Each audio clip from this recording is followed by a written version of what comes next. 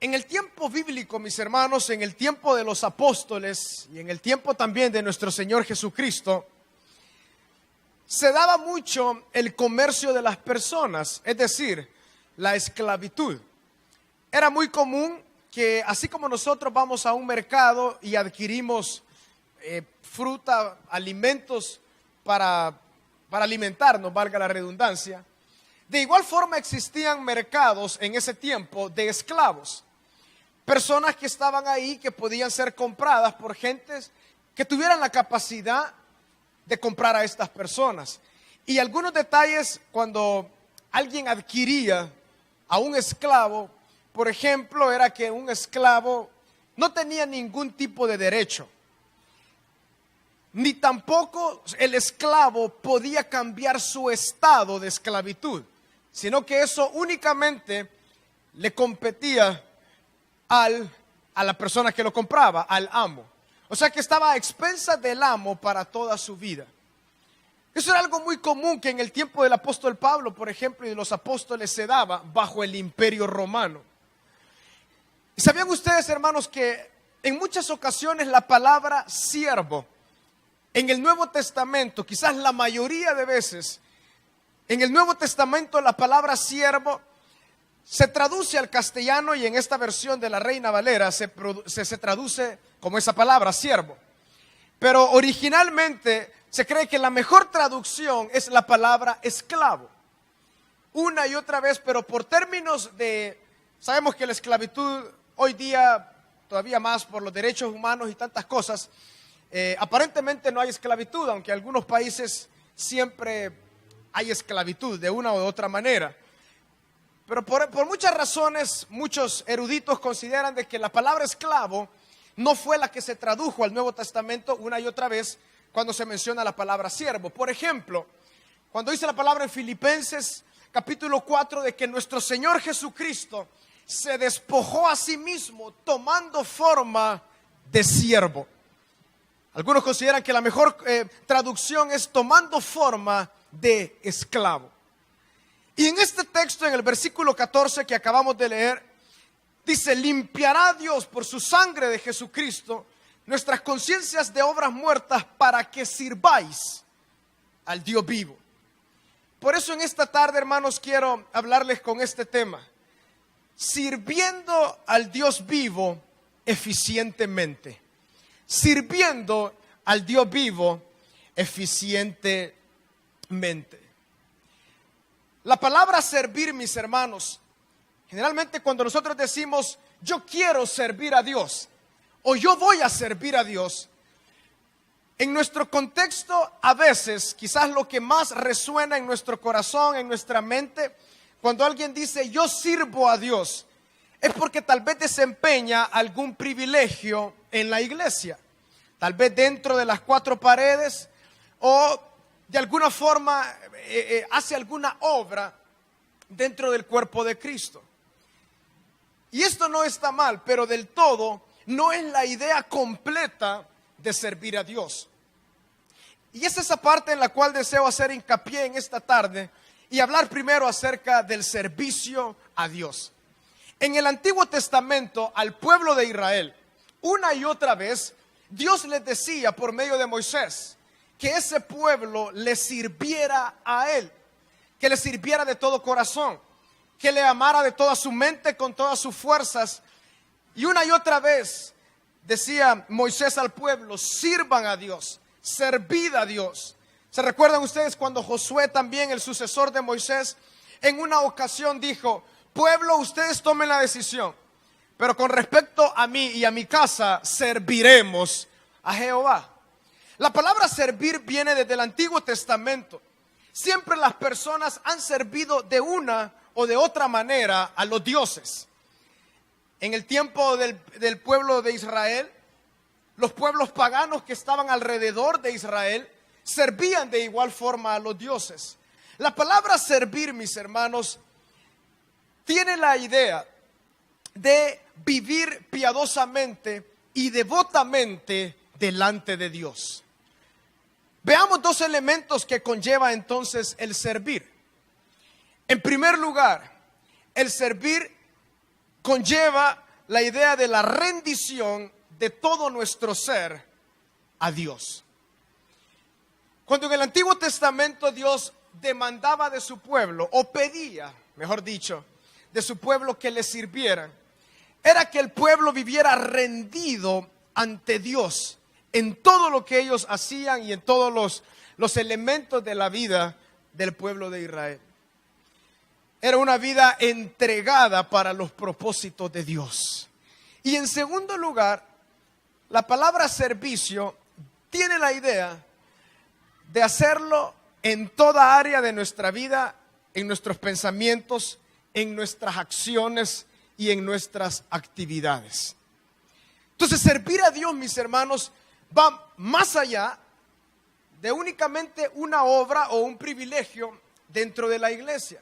Más bien, el servir, por ejemplo, en la iglesia, es el fruto de que nosotros servimos a Dios en todo lo que nosotros hacemos.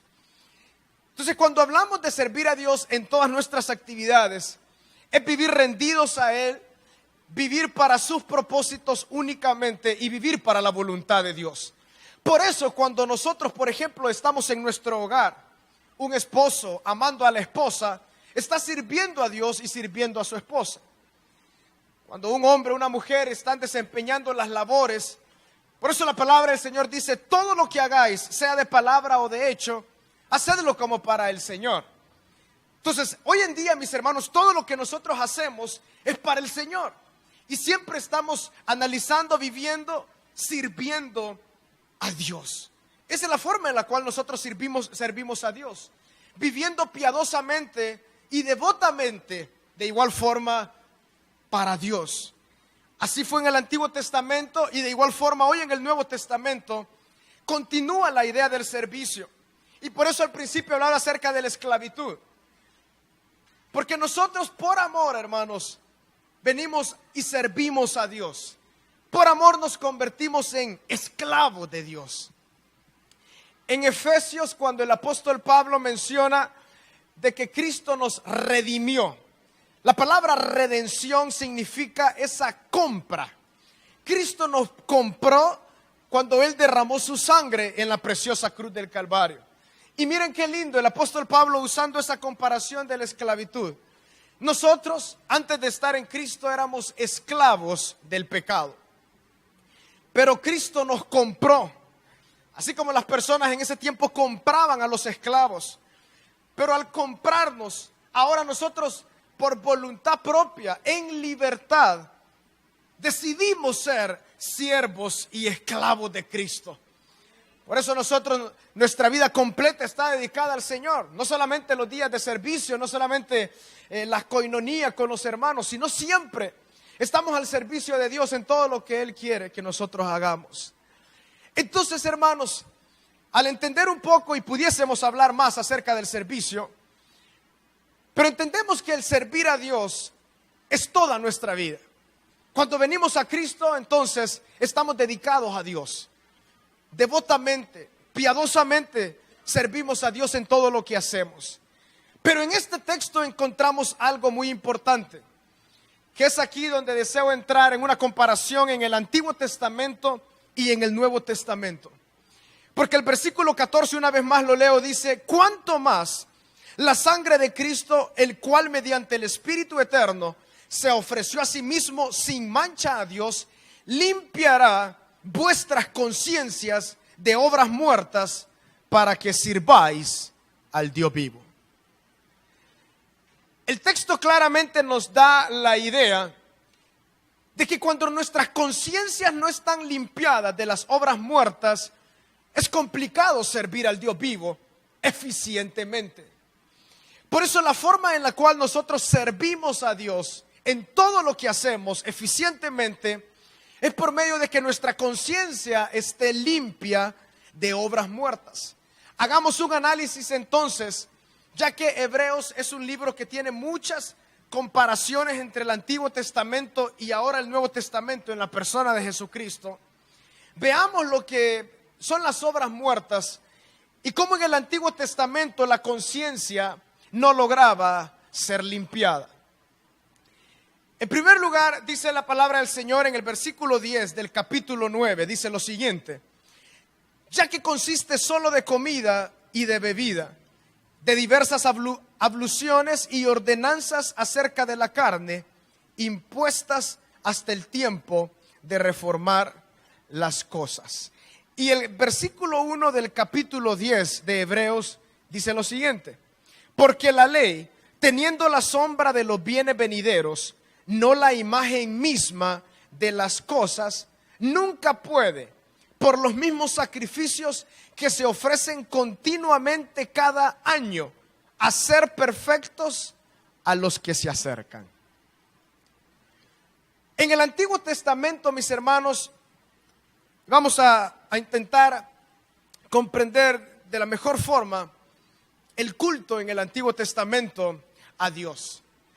Dios habló a Moisés y le entregó la ley. En la ley estaba específicamente cómo los hombres se iban a acercar a Dios, ¿verdad? Y por eso Dios constituyó el tabernáculo, compuesto de 3 partes. En el lugar santísimo entraba únicamente el sumo sacerdote una vez al año, y no entraba solo, entraba con sangre, que representaba la sangre de todos los sacrificios que se presentaban una y otra vez. Ya vamos a hablar un poco más acerca de esto. Pero lo que podemos ver entonces, hermanos, es que los sacrificios, el pueblo tenía que entender que únicamente era la sombra de lo que iba a venir. Es decir, era un simbolismo de Cristo más adelante. No eran los sacrificios mismos en los cuales ellos tenían que enfocarse. Más bien, el sacrificio únicamente tenía que traer a sus mentes y sus corazones el saber que más adelante iba a venir un sacrificio perfecto. Entonces, en el versículo 1 del capítulo 10 vemos con claridad que los sacrificios en el Antiguo Testamento no podían hacer perfectos a los que practicaban tal culto. Era muy común que cuando los israelitas traían sus sacrificios, sus corderos, simbólicamente ellos ponían su mano sobre la cabeza de los corderos, y que de alguna forma los pecados eran traspasados al cordero. Pero todo esto era únicamente un simbolismo, no era la imagen en sí, como dice la palabra en el versículo 1, no era la imagen misma de las cosas, era únicamente una sombra, es decir, un simbolismo. En segundo lugar, al hablar del culto del Antiguo Testamento, en el versículo 25 del capítulo 9 de Hebreos nos dice: y no para ofrecerse muchas veces, como entra el sumo sacerdote en el lugar santísimo cada año con sangre ajena. En los tiempos antiguos, Israel, los hombres tenían que presentarse una y otra vez para simbólicamente presentar sus sacrificios delante de Dios. O sea, era algo repetitivo. Cada año ellos venían y había un tiempo asignado para cada uno, para dar ese culto a Dios. Y una vez más, debemos entender esto, que era únicamente la sombra de lo que iba a venir. Entonces, el culto del Antiguo Testamento, mis hermanos, en primer lugar, no podía ser perfecto a los que se acercaban. Cuando hablamos de perfección, no hablamos de perfección absoluta, únicamente Dios es perfecto. Más bien, la palabra perfección tiene la idea de madurez. No podían ellos entonces madurar espiritualmente, ya que sus conciencias estaban totalmente llenas y culpables de todos sus errores. Y de igual forma se presentaban una y otra vez para que simbólicamente el cordero pudiera ser expiado por su pecado, pero no de forma completa. En tercer lugar, y esto es algo muy triste, pero el versículo 3 del capítulo 10 de Hebreos dice lo siguiente: pero en estos sacrificios cada año se hace memoria de los pecados. En el culto en el Antiguo Testamento, cuando el pueblo de Israel venía y presentaba su ofrenda, dice la palabra que hacían memoria de los pecados cada año. Imagínense eso. Tenían ellos que estar memorizando todas sus faltas y lo que ellos consideraban que habían fallado delante de Dios. Y al presentar el sacrificio cada año, hacer memoria de estos pecados. Era la forma, como hablamos, era una forma imperfecta, porque lo perfecto iba a venir con nuestro Señor Jesucristo. Pero como solamente era una sombra, ellos venían cada año entonces y hacían memoria de sus pecados, y de alguna forma ellos venían delante de Dios en una forma devota a pedir perdón por medio de lo que el animal representaba. En cuarto y último lugar, al hablar del culto del Antiguo Testamento, en el versículo 4 nos da la idea general y dice: porque la sangre de los toros y de los machos cabríos no puede quitar los pecados. En el Antiguo Testamento, los hombres, al presentar su ofrenda, el pecado que estaba en sus corazones, en sus vidas, en sus mentes, no eran quitados. Eso quiere decir de que cuando ellos presentaban su ofrenda, simbólicamente se estaba dando eso. Pero Cristo aún no había muerto, por lo tanto, no podía ser quitado el pecado, porque solo Cristo podía quitar el pecado. Un animal no podía de forma perfecta quitar el pecado. ¿Por qué? Porque la justicia de Dios es ojo por ojo y diente por diente. Adán entonces fue el que perdió la bendición de Dios, y Adán era un hombre. Por lo tanto, un hombre tenía que pagar el mismo precio que un hombre había entregado. Y como no había un hombre perfecto que pudiera ser acepto delante de Dios, Dios mismo entonces se entregó en la persona de Jesucristo. Por lo tanto, lo que un hombre tenía que pagar, un animal no lo podía expiar a cabalidad. Por eso el culto del Antiguo Testamento era únicamente la sombra de lo que iba a venir. Que eso que iba a venir es nuestro Señor Jesucristo. ¿Qué diferencias entonces tenemos entre el culto del Antiguo Testamento y ahora la perfección que Cristo nos ha entregado? Y es en el tema de la conciencia. El pueblo de Israel, después de traer sus ofrendas, ellos se iban agradecidos con Dios porque entendían el simbolismo de que Dios los iba a perdonar en el futuro en Jesucristo. Pero lo que usted y yo experimentamos hoy en día, el pueblo de Israel, por ejemplo, no lo experimentaba. ¿Y a qué me refiero? Me refiero a la limpia conciencia. Ellos se iban, pero sus conciencias siempre estaban llenas de obras muertas.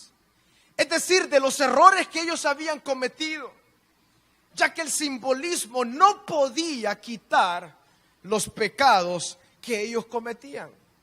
Era únicamente, simbólicamente, ellos entregaban eso, esperando el momento. Por eso el apóstol Pablo decía una y otra vez que Dios pasó por alto los pecados pasados para revelar en este tiempo, dice la palabra en Efesios, en este tiempo, en los siglos de los siglos, decidió Él manifestar por medio de Jesucristo su plan perfecto. Por eso, hermanos, el que perdonó los pecados antes de Cristo es Cristo mismo, y después de Cristo a usted y a mí es Cristo mismo. No hay otra forma. Entonces, en el pasado se miraba hacia el futuro, esperando un redentor. Su nombre fue Cristo. Y nosotros vemos hacia atrás, en lo que Cristo ya hizo por nosotros. Entonces veamos, de acuerdo al Nuevo Testamento, qué bendiciones tenemos nosotros en nuestro Señor Jesucristo. En el versículo 26, en la segunda parte, dice lo siguiente del capítulo 9. De otra manera le hubiera sido necesario padecer muchas veces desde el principio del mundo. Pero ahora, lo que les mencionaba, en la consumación de los siglos, se presentó una vez para siempre por el sacrificio de sí mismo para quitar de en medio el pecado. Eso quiere decir que Cristo quitó el pecado una vez y para siempre. Aleluya. Mis hermanos, Cristo Jesús, Cordero perfecto, el sacrificio agradable a Dios. Él se presentó una vez y para siempre. Entregó su vida completa. Entonces, hermanos, hay tantas cosas del Antiguo Testamento, todo el culto del Antiguo Testamento, hay tantas profecías, tanto simbolismo que se cumplió en Jesucristo. Y eso es lo que la palabra enseña, de que cuando Cristo entonces padeció, se presentó una vez y para siempre por el sacrificio de sí mismo para quitar de en medio el pecado. Esto es lo que espiritualmente nosotros a veces nos cuesta explicar con palabras. Pero aquellos que hemos nacido de nuevo podemos comprender que la simiente de pecado ya ha sido quitada de nuestro corazón por medio de la fe en Cristo. Antes de venir a Cristo, nosotros, como dice la palabra, éramos esclavos del pecado. Nuestras inclinaciones eran hacia el mal. Pero ahora al venir a Cristo, Él transforma nuestro ser. ¿Cómo? Por medio de quitar la simiente, la naturaleza pecaminosa. El pecado Él lo arranca de nuestro corazón y planta ahora por el Espíritu Santo de Dios lo que la Biblia le llama la nueva naturaleza. Que ahora empieza ese nuevo hombre a trabajar en nuestro ser, en nuestra vida. ¿Por qué? Porque el pecado ha sido quitado. Estos privilegios, hermanos, que han sido dados a nosotros, no era así en el Antiguo Testamento. El pueblo de Israel no conocía lo que era una nueva naturaleza en Cristo, por ejemplo. Ellos no lograban comprender lo que era que se quitara de en medio el pecado. Ellos lo hacían simbólicamente, pero usted y yo lo hacemos en nuestra vida. O sea, ya no es simbolismo, sino es una realidad. Entonces, qué lindo es esto. Podemos servir eficientemente al Dios vivo en todo lo que hacemos.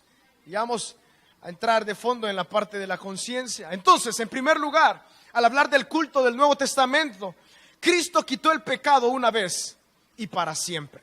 En el versículo 10 del capítulo 10 también de Hebreos, dice lo siguiente: en esa voluntad, en la voluntad de Cristo, somos ¿qué? Santificados mediante la ofrenda del cuerpo de Jesucristo, hecha una vez y para siempre. Qué privilegios más grandes.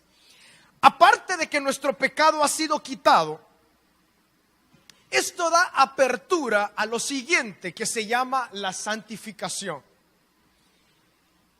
La santificación únicamente puede darse cuando el pecado ha sido quitado. De hecho, en la doctrina de la salvación, también hago un paréntesis para mis hermanos, si alguno de los que está acá todavía no ha entrado a ser parte del CCDL, les invitamos para que entren y sean parte del Centro de Capacitación para Discípulos y Líderes, donde se ven varias doctrinas principales, esenciales, que nosotros creemos. Y una de esas doctrinas se llama la salvación. En la salvación se encuentran tres detalles muy importantes. Primero está la justificación. También encontramos ahí la santificación. Y en tercer lugar encontramos la glorificación. Pero la justificación y la santificación se dan en el mismo momento. Cuando nosotros nacemos de nuevo, venimos a Cristo. La palabra justificación significa declarar inocente. Antes, delante de Dios, éramos culpables. ¿Por qué? Porque éramos pecadores. Venimos por la fe a Cristo. Cristo, como lo estamos leyendo, quita el pecado. Y entonces, delante de Dios, Cristo nos ubica en una relación de inocencia. Nos declara inocentes delante de Dios. ¿Porque nosotros lo hicimos? No, porque Cristo lo hizo por nosotros. Entonces Él nos declara inocentes. Y eso es la justificación. Entonces, al ser declarados inocentes delante de Dios, entramos en ese proceso de la santificación. La santificación es ese proceso de regeneración del cristiano. Por ejemplo, aquel que ha venido a Cristo, pasa el tiempo, pasan 6 meses, pasa un año y medio, pasan 2 años, y él va dándose cuenta que él está siendo transformado. Y está siendo transformado no porque él ha intentado, sino más bien porque Dios en su gran misericordia lo acerca a él. Y al mostrarle su identidad, al mostrarle lo que Dios es, lo que naturalmente hace un cristiano es irse transformando a la imagen de Cristo. Esa es la santificación, el proceso de transformación hacia la imagen de Cristo, en este caso del cristiano. Y dice la palabra entonces, el versículo 10, en esa voluntad somos santificados mediante la ofrenda del cuerpo de Jesucristo, hecha una vez y para siempre. Otra vez, hermanos, encontramos el hincapié de que Cristo murió una vez y para siempre. ¿Por qué lo hace una y otra vez este hincapié el escritor? Porque los sacrificios eran presentados muchas veces. Cada año tenían que venir las personas y aún así sus conciencias no eran limpiadas. Pero Cristo una vez fue suficiente y Él se entregó. Y entonces Él hizo perfecto a todos los santos, es decir, maduros. En esa voluntad somos santificados. Hermanos, los israelitas, el pueblo de Israel en el Antiguo Testamento no sabían qué era la santificación. Ellos no sabían lo que era vivir en el Espíritu. Sentir, experimentar, vivir lo que usted y yo experimentamos en el Espíritu. Que Él nos santifica, Él nos purifica. Cada vez más nos va transformando a la imagen de Cristo. Hermanos, eso es un milagro. Si es que esto no es Alcohólicos Anónimos. Inténtalo, trata tú. Pon toda tu voluntad, ¿verdad? No, hermano, esto no se trata de nuestra fuerza. Saca esa fuerza, esa energía que está en ti. ¿Cuál? Somos pecadores. ¿Cuál energía positiva? Esto se llama la gracia de Dios en la persona de Jesucristo. Aleluya. Él es el que nos transforma a la imagen de Cristo. Y esto es por pura gracia de Dios. ¿Por qué? Por el Espíritu Santo que mora en nosotros. Son los beneficios del nuevo pacto. Son los beneficios de la persona de Jesucristo ahora en nosotros. En el Antiguo Testamento esto no lo conocían. Como ya dijimos, porque era un simbolismo de lo que iba a ocurrir. Entonces, en segundo lugar hemos hablado de que somos santificados en Cristo. En tercer lugar, de la bendición que tenemos en Cristo a comparación del Antiguo Testamento, tenemos la limpia conciencia. El versículo 2 en la segunda parte del capítulo 10 dice lo siguiente: de otra manera cesarían de ofrecerse pues los que tributan este culto, hablando del Antiguo Testamento, y ahora del Nuevo Testamento, limpios una vez, no tendrían ya más conciencia de pecado. Eso quiere decir que en el Antiguo Testamento, ¿por qué lo ofrecían los sacrificios una y otra vez? Porque ellos no eran limpios. Su conciencia no estaba limpia. Pero ahora en Cristo, usted y yo podemos vivir con conciencias limpias de pecado. Hermanos, si hay algo quizás que todo cristiano tenemos que luchar una y otra vez, y un gran porcentaje de cristianos luchan, pero como que no obtienen victoria, y es en esta área, en la conciencia limpia de pecado. Creemos hasta cierto grado que Cristo llevó nuestro pecado y que Él nos perdonó, pero como que no creemos que nuestras conciencias en ese mismo sacrificio pueden ser limpiadas. Y a veces habemos muchos que vivimos nuestro hoy en base a nuestro pasado. Y hay un constante martillo, martillando nuestras mentes, nuestras conciencias, nuestros corazones, de lo que nosotros hicimos tiempo atrás. Pero hermanos, la bendición del nuevo pacto es que Dios nos da nuevas y limpias conciencias de pecado. ¿Cuál es el propósito? El mismo que hemos visto en el versículo 14. Para servir al Dios vivo. Para que sirvamos al Dios vivo eficientemente, nuestras mentes, nuestras conciencias tienen que ser limpias de obras muertas. Y ese es ese tercer beneficio. Hermanos, en el Antiguo Testamento los hombres, qué duro, no podemos ni imaginar lo que eso era, ¿verdad? Vivir con la conciencia llena de obras muertas. Pero ahora Jesucristo ha quitado el pecado de en medio, nos santifica y limpia entonces nuestras conciencias. Porque dice, limpios una vez, no tendrían ya más conciencia de pecado. Los del Antiguo Testamento, si ellos hubieran sido limpiados una vez y para siempre, no tendrían ya más conciencia de pecado. Pero en ese caso no fue así. Pero nosotros, mis hermanos, podemos caminar en conciencia limpia. Déjenme hablar un poco entonces acerca de la limpia conciencia. El apóstol Pablo en sus cartas, tanto de Romanos, Efesios, él una y otra vez en Corintios también hablaba de que él servía a Dios con conciencia limpia. Y que una y otra vez él ministraba y él amaba al Señor y servía al Señor con conciencia limpia. La conciencia limpia, mis hermanos, es ese motor, eso que trae paz a nuestro ser, trae descanso a nuestra vida.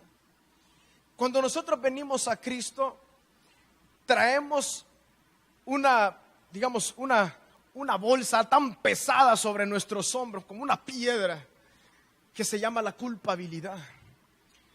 Todos cargamos esa culpabilidad, queramos o no, de una u otra manera. Hay un sentido de culpabilidad.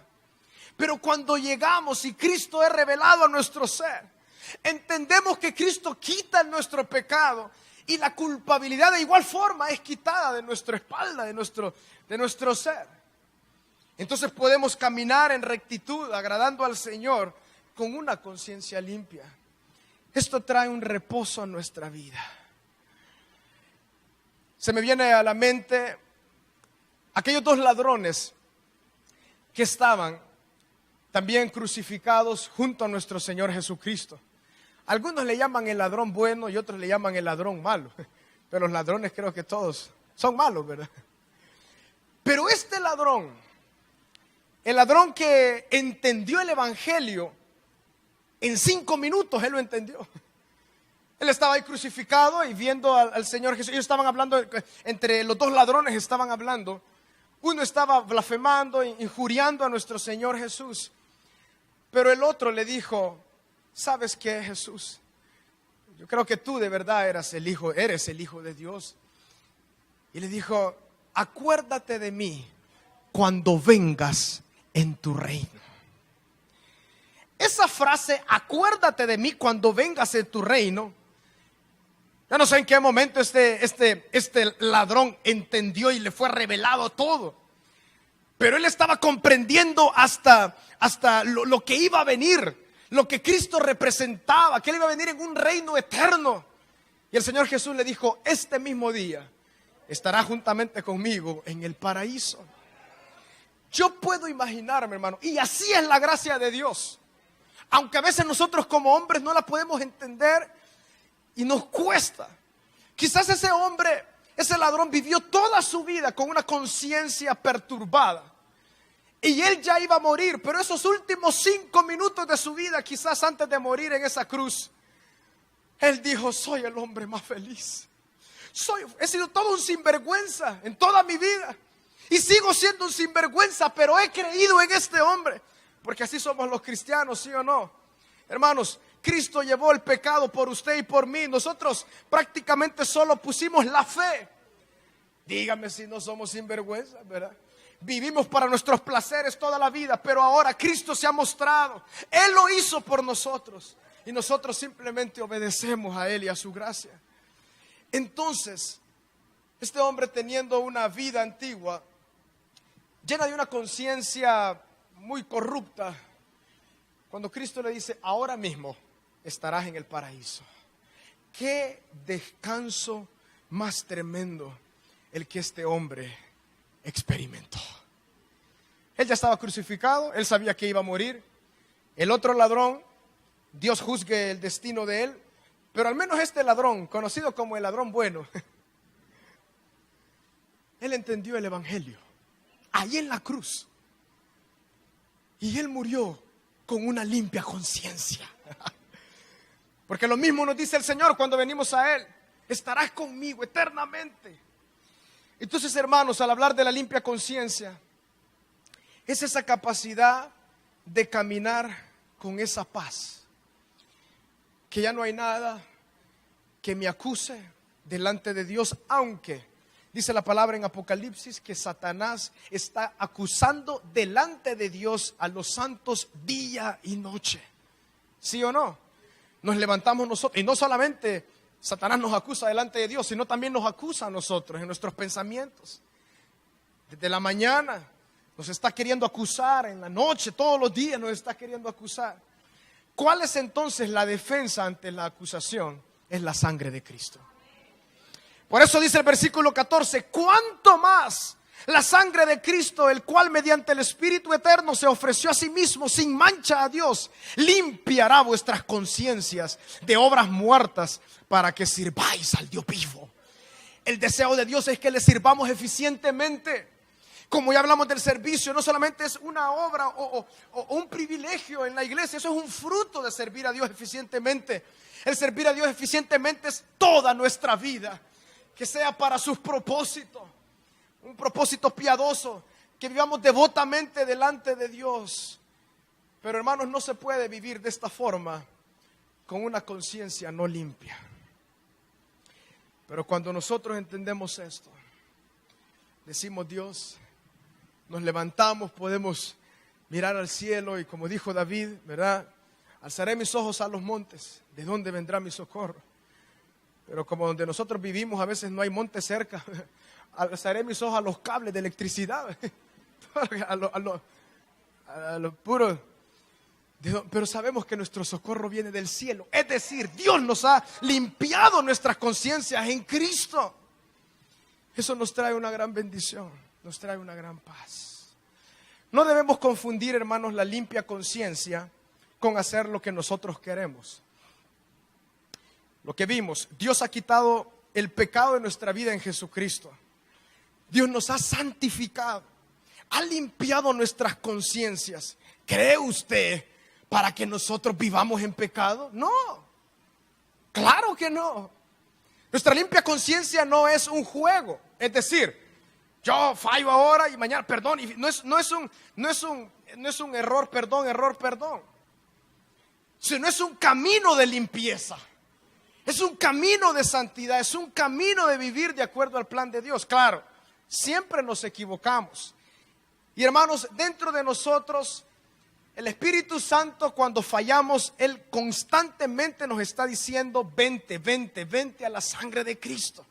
Ven, si confesares vuestro pecado, Dios es fiel y justo, ¿verdad?, para llevar nuestro pecado. Y así es. Lo que debemos hacer entonces es acercarnos al Señor y decir: Padre, perdóname. Aquí estoy, por la fe recibo el perdón de mis pecados y la limpieza de ellos. Porque eso es lo interesante. Eso es la limpia conciencia. En primera de Juan, el capítulo 1, versículo 9 dice: si confesaos vuestros pecados, Dios es fiel y justo, en primer lugar, para perdonar nuestros pecados, y en segundo lugar, para limpiarnos de toda maldad. Eso quiere decir que bajo la lupa de Dios, cuando Él ya nos ha perdonado, nosotros estamos limpios. Si nosotros nos acusamos, somos nosotros, pero no Él.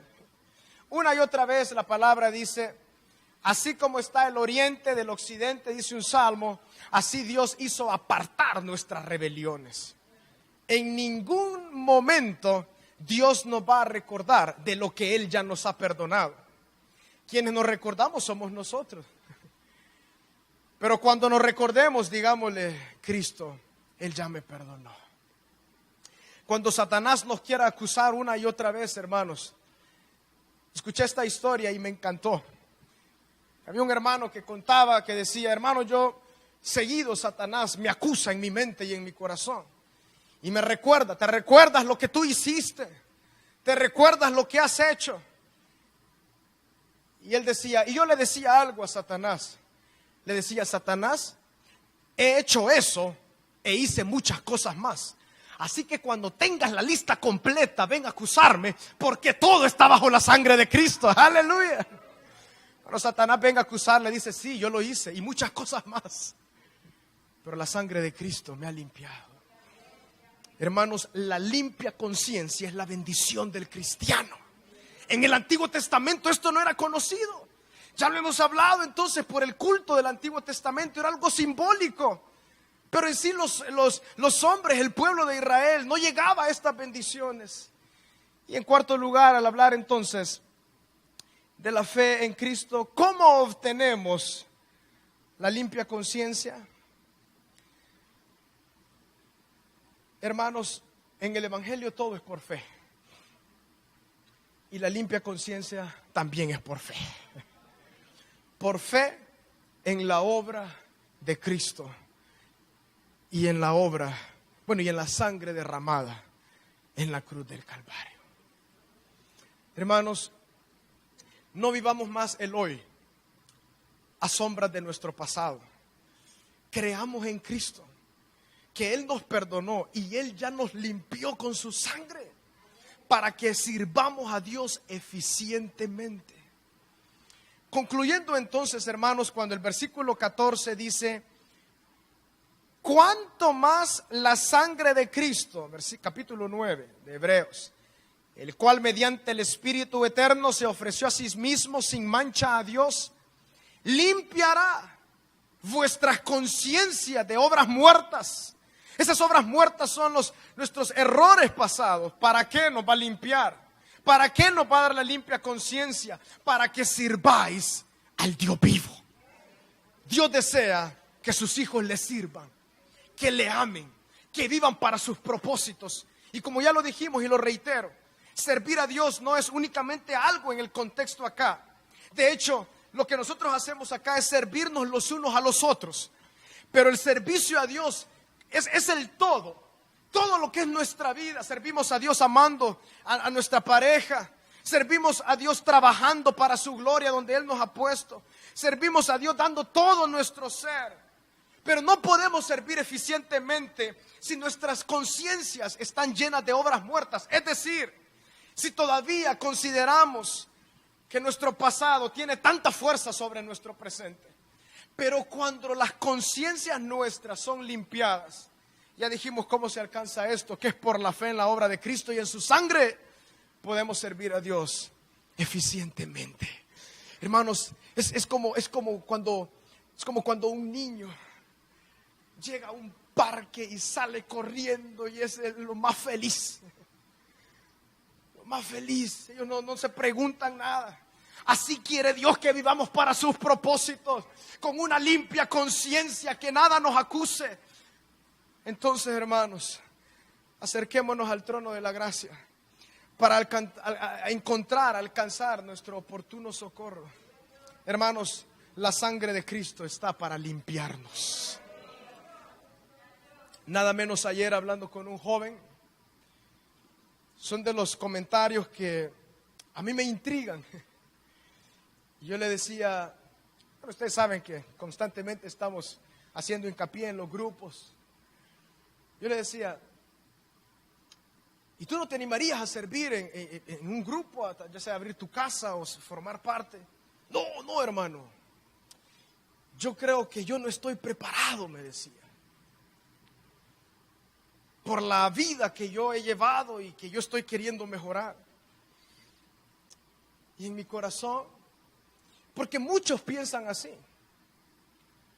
Más bien la pregunta es, ¿qué esperas para venir a la cruz de Cristo y limpiar tu vida en la sangre de Cristo?